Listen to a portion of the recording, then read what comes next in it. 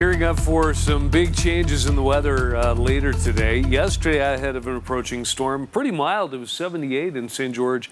Most valleys were in the 60s and 70s. Salt Lake, we hit 71, which is practically right on target for our average high temperature for this time of year. But from this point on, it's going to be cooling off quite a bit. So you want to make sure you find a good jacket.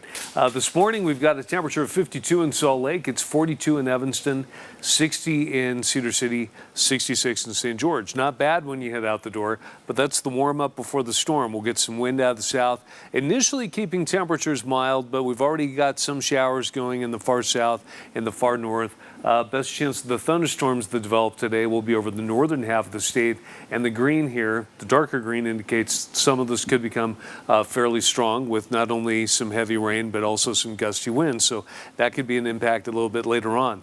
And with the possibility of heavy rain, flooding is a concern. A flood watch in effect for far northern Utah, Box Elder County, as well as Cache Valley and the northern mountains. Another area of concern is Zion National Park with a flood watch in effect there beginning this morning and lasting through this evening.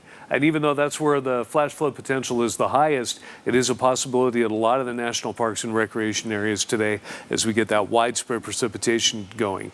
In Salt Lake, we'll get some wind out of the south that'll warm us up into the mid-60s, but we'll have a very good chance and showers and thunderstorms. In fact, they become likely. In fact, we'll get widespread rain showers developing today, with most of the thunderstorms that might bring some of the heavier rain over northern and central Utah. That's where they're most likely.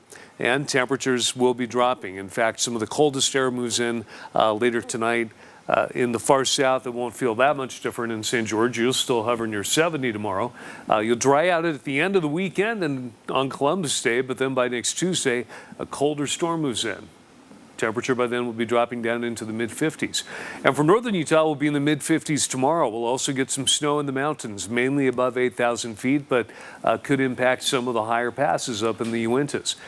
We'll get a break on Sunday, but it won't last very long. A colder storm moves in on Columbus Day. Initially, that'll bring some rain, but it gets cold enough that by Tuesday morning, we might even get a mix of rain and snow all the way down to the valley floors without any accumulation. It'll change over to rain by the afternoon, and we'll dry out behind the storm on Wednesday, but by then, our morning temperatures will be dropping all the way down into the mid-30s.